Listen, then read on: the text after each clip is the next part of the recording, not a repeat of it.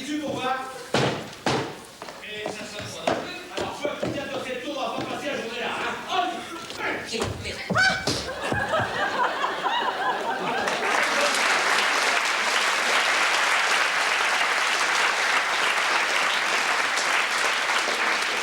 Bonjour, comment allez-vous, cher madame?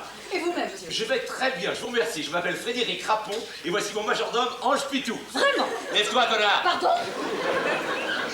Je dis, il se lève, le brouillard. Ah, le gueillard. Cher madame, je crois que mon secrétaire doit être là. Ah, oui, un certain monsieur Desbords. Et qui c'est celui-là? Ta gueule. C'est cela. Je l'ai engagé par courrier pour qu'il se joigne à mon personnel. Hein? Ferme ça, ça fout le vertige. Je pense qu'il est sorti pour l'instant, mais entrez, je vous en prie. Merci infiniment. Pardon. Ces vieilles demeures de l'île de France. Très, très distinguées. Very, very classiques, comme on dit outre-Manche. Oh, vous connaissez Londres? Ah, lui, il connaît tout le monde. Je ne suis jamais allée en Angleterre. Vous parlez anglais? Oh, vous savez ce que c'est? Un poquito. Et vous-même? Oh, pas un mot, mais vous? Moi, alors, en courant. Comme on dit là-bas, quoi. Mon mari et moi-même, nous avons passé plus de la moitié de notre vie en Guyane. Ah, travaux forcés? Je veux dire, forcé de travailler? Oui. Mon mari était colonel là-bas. Si vous voulez bien m'excuser, je dois aller surveiller la cuisine, mais sonnez si vous avez besoin de quelque chose. Nous n'y manquerons pas, Jean de Dac.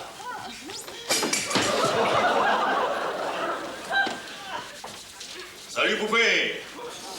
Il est là, Fredo. Fredo, il est arrivé. Oh là. Fredo, où il est, Fredo? Moi, c'est Tony Lafrime. Oh là là. Alors, Fredo. Monsieur Fredo? Eh ben voilà, mon petit frère, Fredo, comme tu veux, tu choisis. Ne me dis pas que je me suis couru de tôle. Fredo, les belles targettes, il est là ou il est pas là? Les belles targettes? Alors ça, je ne sais pas du tout. Enfin, entrez. Fais quelque chose, fais quelque chose. Merci, ma puce. Fredo, arrange mon pote. Pardon, Fredo, mon monsieur. frère. Pardon, je serai à mon maître à qui vous désirez vous adressassiez. Un instant, je vous prie. Oui, entrez, qu'est-ce qu'il y a? Monsieur Rapon, il y a là un certain monsieur... Tony Lafrime! Tony Lafrime qui souhaitera vous parler. Oh, les mecs, là, vous me jouez quoi, là, exactement, là? Comment allez-vous, cher ami? Ah, je suis ravi de vous revoir, mon cher Antoine. Vous vous souvenez bien sûr de mon domestique, monsieur Pitou, n'est-ce pas? Non? Ah, oui. J'en étais sûr. Permettez-moi de vous présenter à la gentille dame de la maison, Madame Delahaye, je vous présente monsieur Antoine Bouju. Bouju. Comment allez-vous? Ça va? Ça va. Bon, eh bien, si vous voulez bien m'excuser, je vais y aller. Bien sûr, quand faut y aller, faut pas se retenir. Je vais dire à Anna de prendre vos bagages. Vous affolez pas les rotules. Enfin, je... Comme on dit outre-Manche. Faites à votre connivence. C'est à votre connivence. Et toi? Il a pris des cours du soir ou quoi? C'est un trio de bookmakers, de petits truands en course, vous savez, qui sont sur les champs de course, qui hantent les champs et les hippodromes et qui essaient toujours de monter des coups. Et ceux-là ont l'idée de truquer le prix de Diane, ce qui n'est pas une petite affaire, et ils arrivent pour cela dans un hôtel voisin du champ de course de Chantilly, tenu par des bourgeois, grands bourgeois, anciens militaires, que jouent très bien Bernard Desrands et Pascal Roberts. Et bien entendu, ces gens n'imaginent pas à qui ils ont affaire et n'imaginent pas du tout quel est leur dessein. Alors, les quiproquos naissent de ces trois truands qui magouillent et de ces grands bourgeois qui ne voient jamais de quoi il s'agit. Pour dire c'est gagnant, il n'y a pas d'histoire d'amour. Oh, justement, c'est ce qui m'avait plu quand j'ai vu la pièce à Londres. Il n'y a aucune histoire d'amour. S'il y a une romance, une bleuette entre les deux jeunes premiers, mais ce n'est pas du tout une histoire de couchage basée sur le trio habituel, le mari, la femme et l'amant. Absolument pas. C'est pas un comique de psychologie. C'est uniquement un comique de situation. Donc du rythme, basé sur le rythme et sur les portes qui claquent, les entrées qui doivent se faire au moment qu'on n'attend pas. Et ça, c'est une règle depuis 100 ans, depuis la biche, et même avant la biche, on faisait déjà du vaudeville selon les mêmes principes. C'est un principe immuable. Allez hop, je suis chef. Ça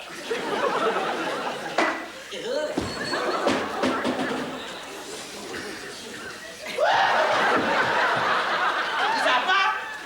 Tu te fais chier, tu as pas une lampe? Une quoi? Une lampe? Mais pas sans moi. J'ai perdu tout cela. Tu l'as perdu où ça? Mais je sais pas, il fait tellement noir dans cette cave là. Bon, on ira voir ça après. Pour l'instant, je vais te montrer un truc. J'ai trouvé un passage secret. Où ça? Là. Et en juillet? Je sais pas, dans la cuisine, enfin, tour, c'est la bonne. Eh, regarde ça. Non, regarde bien parce que c'est pas croyable. Regarde. Ah, c'est pas vrai. C'est pas dingue. Qu'est-ce qu'il fait noir là-dedans? Ouais. Ça sent le moisi. On va voir. Oui. Tu vois? Attends. T'as rien entendu là? On m'a mordu! Je veux faire une vaudeville comme je fais le Shakespeare. On doit avoir le respect pour le texte et on doit faire des répétitions avec totale discipline. On n'improvise pas, on se laisse pas aller. Oui, faire un des peu, grimaces. mais c'est difficile pour moi en français, mais entre des barrières. On peut, oui, naturellement. Et dans la distribution, il y a des merveilleux esprits qui a Michel Bonnet, Barlotin, tout le monde peut ajouter les choses, leurs propres choses. Mais entre deux lignes, qui pour moi c'est très important de faire. Ça veut dire que vous les dirigez de manière très autoritaire. Je pense que ce n'est pas aussi vrai, parce que j'aime beaucoup avoir une famille. Pour moi, le théâtre est une famille et je suis papa comme directeur, mais un papa qui est très, j'espère, aimable. Est-ce que votre mise en scène à Londres était très différente de votre mise en scène à Paris? Oui, parce que les acteurs ici sont très différents. À Angleterre, les acteurs sont plus sérieux. Même quand on joue la comédie. Ici, les acteurs ont une fantaisie beaucoup plus grande que l'Angleterre. Il manque la discipline un peu. Et les répétitions sont pleines de bruit et de choses comme ça. Mais il y a beaucoup plus de fantaisie, de folie. De folie, c'est plus grand ici. Et à Londres, on joue et on fait des répétitions avec la comédie, avec beaucoup de, how do you say, seriousness, sérieuse. Sérieux. Oui. Et au niveau de l'interprétation, ça donne des résultats très différents? Oui, ici, c'est beaucoup plus de joie de vivre, de la folie, qui est pour moi très important. Parce que la pièce, Tiercé Gagnon, est une pièce folle. Allez, vas-y. File ton coup de pompe.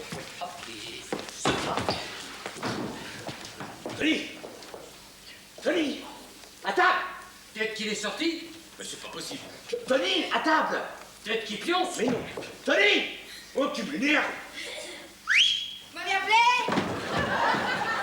Pas du tout, non, pas du tout. C'est parce qu'on a vu un petit rossignol dans le jardin, alors on lui répondait. Ah, bah ça doit être le petit Noël, il vient tous les matins. Rentre! Hein? Rentrez travailler, Anna. Oui, et dites donc, si vous voulez le nourrir, j'ai des petits bouts de pain. Ça va, on a ce qu'il faut, un café, saucisson. Hein? Sortez! Pas toi! Pas moi? Sortez! Pas toi! Pas moi? Sortez! Pas toi! Pas moi? Foutez-toi! Oh! Pas toi! Je meurs, je suis mort, je te jure, je vais mourir! J'ai bouffé la voile de tout cela dans tellement je meurs de faim! Alors quel est pour vous l'intérêt de Tiercé Gagnon, la force comique de la pièce? Puisque vous l'avez montée 2 fois, vous la connaissez sur le bout du doigt. Pour moi, la langue m'intéresse beaucoup. C'est en anglais et même en français, parce que Jean-Claude Isler a fait une adaptation merveilleuse, à mon avis. Mais la langue a une joie avec les jeux de mots, un sens, qui est vraiment très rare aujourd'hui. Je ne comprends pas. Parlez plus lentement, Mais qu'est-ce que tu racontes là? Je fais l'anglais. Bien, hein? Lis l'autre côté! Press pocket.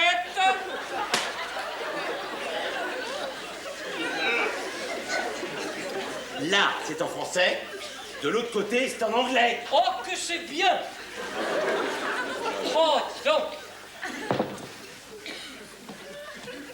Idono. Hein? Idono. Idono? Idono. Où t'as vu Idono? Aïe! Ils te mettent comment le prononcer en dessous? Aïe! Do, note, un, deux, stendu.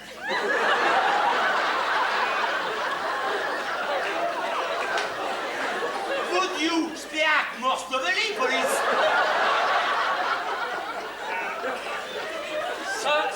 Ça veut rien dire. Mais c'est normal, c'est de l'anglais. Oh, mais moi, je vais pas me rappeler de tout ça. Bon, d'accord, on coupe. Allez, on coupe un peu. Alors, tu dis simplement, please, I do, note, un, deux, stendu. Please, I do not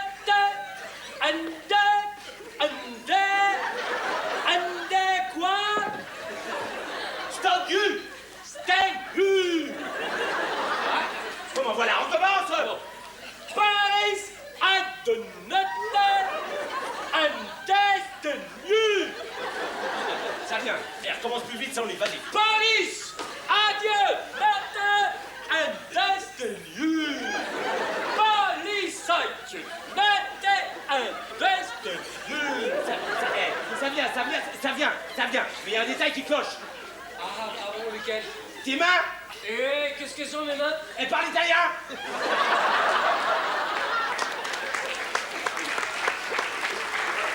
Anglais.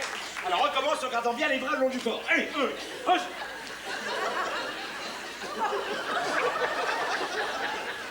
Police! Adieu, attendez, seigneur! Mettez-le dans tes poches. Police! Adieu, attendez, seigneur! Sur les doigts. Police, seigneur! C'est ça, bonjour la police. On commence. Police! Adieu, attendez, seigneur! Police! Police, adieu, attendez, seigneur! Police, adieu, attendez, seigneur! Police, adieu, attendez, seigneur! Police, adieu, attendez, seigneur! Et voilà! Comment le directeur de la Michaudière va-t-il chercher ses pièces à Londres? Il n'y a rien à Paris? Parce que c'est pas du tout un parti pris, parce que je ne trouve pas de vaudeville français moderne correspondant. Vous savez, c'est cyclique le théâtre. Actuellement, il n'y a pas d'auteurs. Il y a beaucoup d'auteurs qui viennent du café-théâtre et qui écrivent très bien, qui sont de très bons dialoguistes, mais ils n'ont pas encore acquis la maîtrise de la construction. Et le vaudeville, je vous le disais, c'est une affaire de construction. Et les Anglais, eux, pour l'instant, des auteurs comme Chapman, Pertwee, Cooney, savent très bien construire. Ils ont pris les méthodes de Feydeau, ce sont les mêmes, et je vous dis la biche antérieurement, et ils savent les exploiter. Pas tout. Parce que... Merci. C'est vrai, non. Merci. Il s'est pas arrêté. Quoi?